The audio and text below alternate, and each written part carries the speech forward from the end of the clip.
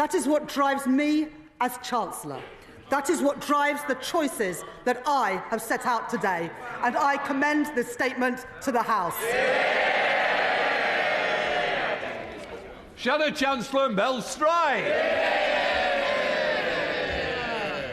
Mr. Speaker, at the last budget, the Right Honourable Lady said that she would bring stability to the public finances. Stability to the public finances. But this statement, more appropriately referred to as an emergency budget, has brought her to a cold, hard... Can I just say to you, quite rightly, I want to hear to the Chancellor. I now want to hear the Shadow Chancellor. I don't need any help. Thank you, Mr. Speaker. This emergency budget, Mr. Speaker, has brought the Right Honourable Lady to a cold, hard reckoning. She has become very fond recently to talk about the world having changed. Well, indeed it has, Mr. Speaker. This country was growing at the fastest rate in the G7 only about a year ago.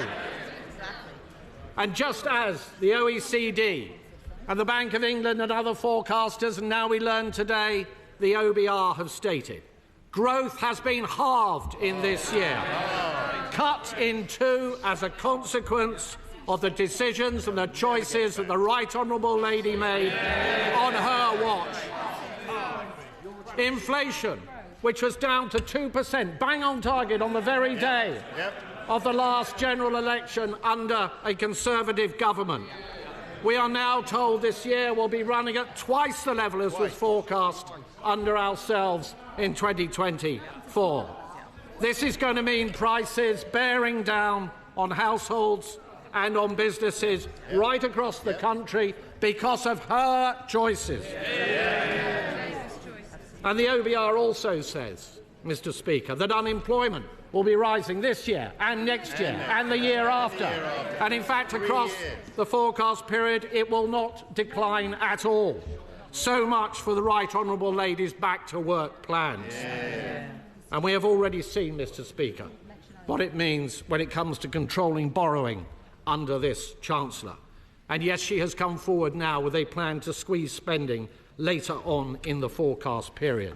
And she has, of course, told the OBR that these are the elements of spending restraint to which she will stick.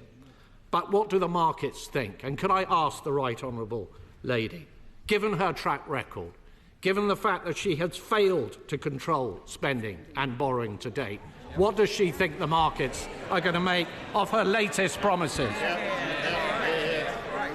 But the Right Honourable Lady, Mr. Speaker, says, of course, that none of this is her fault. It is the war in Ukraine. It is President Trump.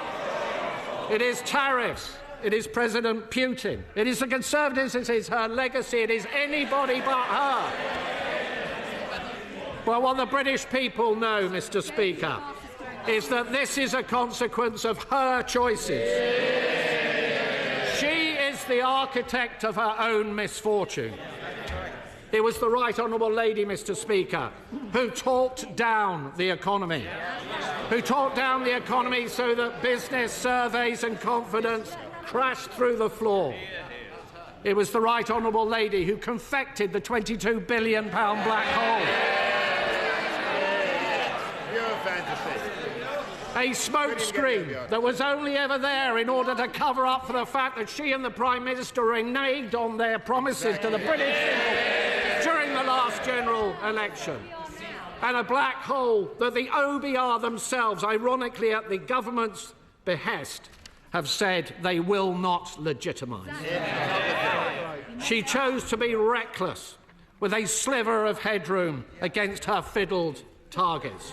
She borrowed and spent and taxed like it was the 1970s. Little wonder, Mr. Speaker, that the Chancellor has tanked the economy. Little wonder we have an emergency budget, all because of her choices. Now, the Chancellor likes to tour the television studios and tell everybody they should be thankful that she will not be ramping up taxes in this emergency budget as she did before. But that will be cold comfort to the millions up and down the country waiting in fear and trepidation for the start of the new tax year. Buckling under the burden of tax that will be rising to the highest tax burden on her watch in the history of our country. And so could I ask the Right Honourable Lady if, when she replies in a moment, she will give that much-needed reassurance, particularly to businesses, that she will not be ramping up taxes still further in the autumn. Even a basic economist, Mr. Speaker, knows that if you tax something, you get less of it. You don't need to have worked at the Bank of England for 10 years, Mr. Speaker, to know that. So what did the Chancellor tax? She taxed jobs and wealth creation. She's destroyed livelihoods, businesses clobbered, big and small companies, the backbone of our economy.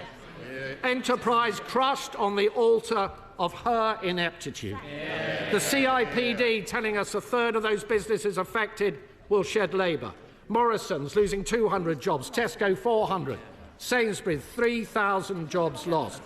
No wonder the Federation of Small Business say that outside of the pandemic, business confidence has been left at its lowest level on record.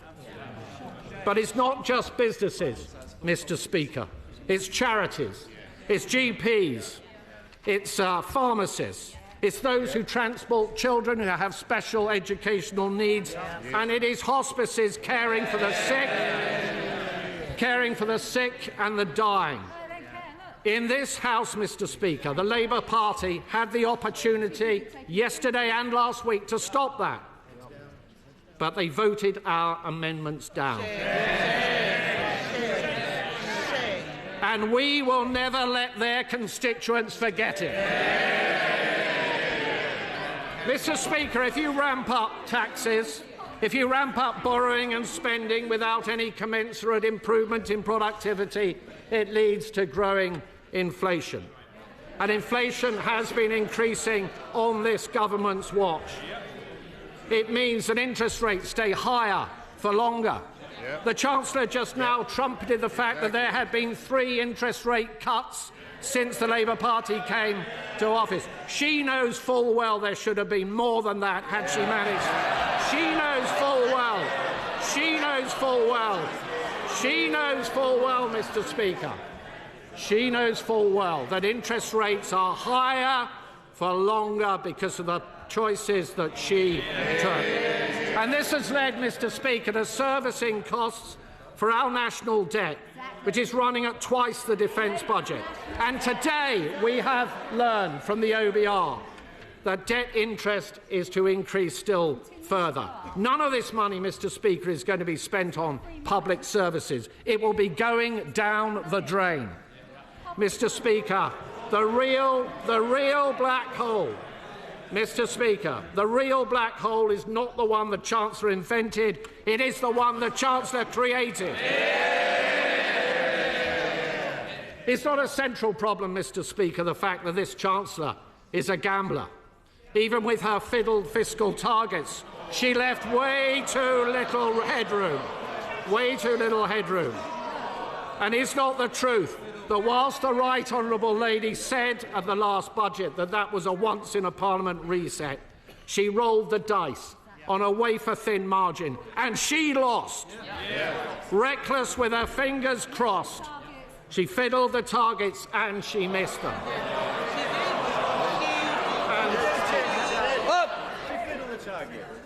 I'm not sure about the language we use. I think there are better words and more constructive words the Shadow Chancellor would prefer to use. Can I just point out, thank you, Mr. Can I just point out that all of her fiscal headroom disappeared, not just some of it. In fact, she went underwater to the tune of £4.1 billion. Mr. Speaker, reeling from one fiscal event to the next is not a way to run the public finances. And breaking your fiscal rules to the extent that the Right Honourable Lady has in just 6 months is a public humiliation. Mr. Speaker, briefly focus on defence spending. We on this side of the House welcome the fact that, as we press the government to do, they will reach 2.5% of GDP by 2027. And we note the stepping stone along the way that the Right Honourable Lady has just announced. But we should go further than that. The 3% target should be brought forward to this Parliament. So can I ask the Right Honourable Lady, given the geopolitical tensions that she has raised, what provision has she made in her headroom, in her fiscal plans, for increasing defence spending more quickly in this Parliament if that proves necessary? And could I ask her, would she scrap the absurd Chagos deal and put that money behind our armed forces?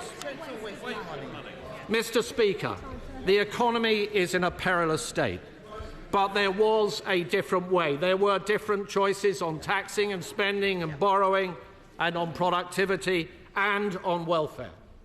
And let me just say a few words on welfare.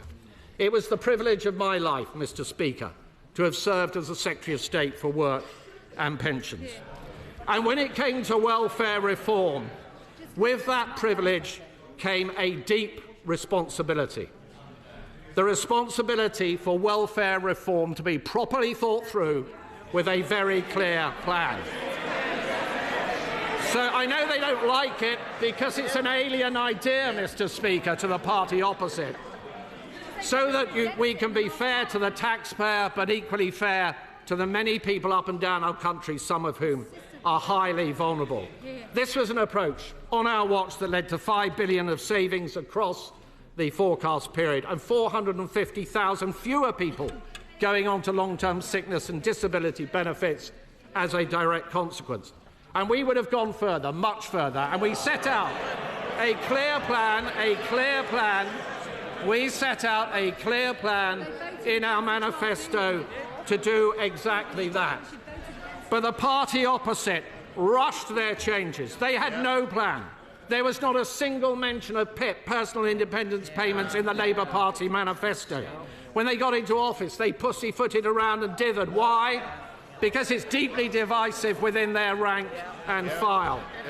And then suddenly, when the Chancellor decided that she had run out of money, out the word went to find some savings in welfare, to scrabble around, to yank every lever possible.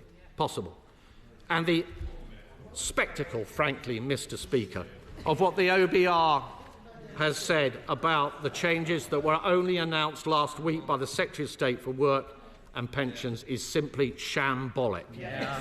We have gone from incompetence, Mr. Speaker, to chaos. There have been more changes in this policy than there were at the last minute to the profile of the Right Honourable Lady on LinkedIn. The result is the worst of all worlds, a wholly inadequate level of savings on welfare, with welfare costs still spiralling ever higher, and changes that were likely to harm many vulnerable people. So could I ask the Right Honourable Lady, when the Secretary of State for Work and Pensions came to the House last week with these changes, she did not provide an impact assessment. Was this because the OBR had not signed off the numbers? Was it because the department did not have enough time to produce one? Or was it only provided today, as many of us suspect, because this was thought to be a good time to bury bad news? Mr. Speaker, the forecast for growth is down, for borrowing costs is up, for inflation is up, and business confidence has been smashed in a million pieces. This Chancellor constantly trying to blame forces beyond her control. The right response is not to duck responsibility, but to build a resilient economy. The Right Honourable Lady would have us believe that that is what she is doing. But how can we believe this Chancellor? How can we trust this Chancellor? She is the Chancellor who said she would not increase borrowing, but she did. She said she wouldn't change her fiscal rules, but she did. She said she wouldn't put up national insurance, but she did. She said she wouldn't cut winter fuel payment, but she did. She said she wouldn't tax farmers, but she did. And she said she would not move to more than one fiscal event a year, and she just has. And now we are all paying the price of her broken promises. Today's numbers confirm it. We are poorer and we